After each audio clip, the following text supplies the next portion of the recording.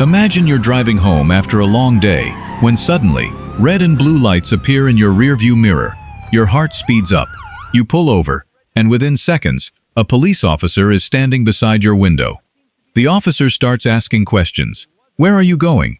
Where are you coming from? Have you been drinking? And then comes the question that can change everything. Do you mind if I take a look inside the car? For many drivers, the instinct is to cooperate with everything. But there is an important difference between cooperating with a lawful traffic stop and giving up a constitutional right. The Fourth Amendment protects people against unreasonable searches and seizures, and that protection does not disappear simply because a police officer has pulled you over. Knowing what you can refuse can make a major difference, especially when a routine traffic stop suddenly becomes something much more serious. First, understand what you generally cannot refuse. When you are lawfully stopped while driving, you are expected to provide your driver's license, registration, and proof of insurance when requested. You should also follow lawful instructions from the officer. Pull over safely, keep your hands visible, and avoid sudden movements. The goal is not to turn the roadside into a courtroom. Your rights can be protected without turning the encounter into a confrontation. But questions are different. Drivers and passengers generally have a right to remain silent. You do not have to explain where you are going, where you have been, or what you were doing before the stop. If you choose to exercise your right to remain silent, you can calmly say, "I choose to remain silent."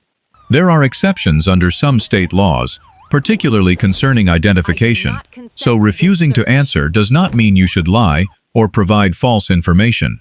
Never create a second legal problem while trying to avoid the first one. Now comes one of the most important moments of a traffic stop, the search. An officer may ask, "Do you mind if I search your car?"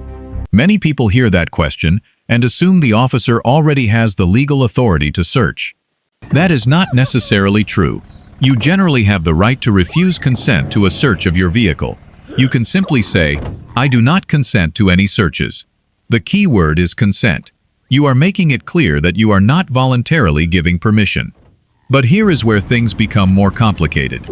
Refusing consent does not automatically prevent a search.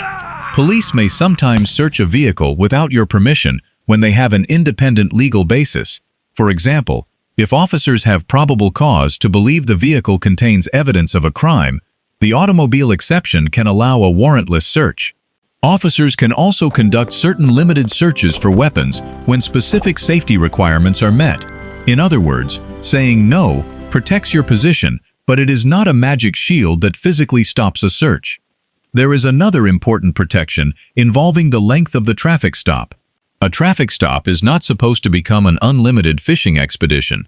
Generally, officers can conduct the tasks connected to the traffic violation, such as checking your license and registration, and issuing a citation. Extending the stop for a separate investigation requires additional legal justification. This distinction can become extremely important if a simple speeding stop turns into a much longer detention. May I have permission to search your vehicle? You have the right to refuse a search based on probable cause. Passengers also have rights. A passenger is not simply invisible under the Constitution. Passengers generally have the right to remain silent, and a passenger can ask whether they are free to leave. If the officer says yes, the passenger can calmly leave. If the answer is no, the passenger should remain calm and follow lawful instructions while continuing to exercise the right to remain silent. So what should you actually do when the flashing lights appear? Start with safety. Pull over in a safe location, turn off the vehicle, keep your hands visible, and avoid reaching around the car without explaining what you are doing. When asked for required documents, provide them. When asked questions you do not want to answer, calmly state that you are choosing to remain silent. If asked for permission to search, clearly state that you do not consent. Do not physically resist if an officer searches anyway. Your disagreement should be verbal and peaceful, not physical. And remember something many people forget. The roadside is rarely the best place to argue constitutional law. Even if you believe an officer is violating your rights, do not fight, pull away, threaten the officer, or attempt to physically prevent a search. A constitutional challenge can happen later through the legal system. Your immediate priority should be staying safe and avoiding actions that could create additional charges. If you believe your rights were violated, document what happened as soon as you safely can. Write down the time, location, officer information, patrol car number, what was said, what was searched, and whether there were witnesses. If you recorded the encounter lawfully, preserve that recording. Documentation can become extremely valuable if you later need to speak with an attorney or challenge what happened. The most important lesson is simple. A traffic stop does not erase your constitutional rights. You may have to provide certain documents and follow lawful commands, but you generally do not have to volunteer information, consent to a search, or answer every question an officer asks. At the same time, those rights have limits and exceptions, and the exact rules can vary depending on the circumstances and the state. So the next time those flashing lights appear behind you, remember this. Stay calm, keep your hands visible, provide what the law requires, speak carefully, and know the difference between an officer asking for permission and an officer having legal authority. Sometimes the most powerful thing you can say during a traffic stop is not an argument, not an explanation, and not a confession.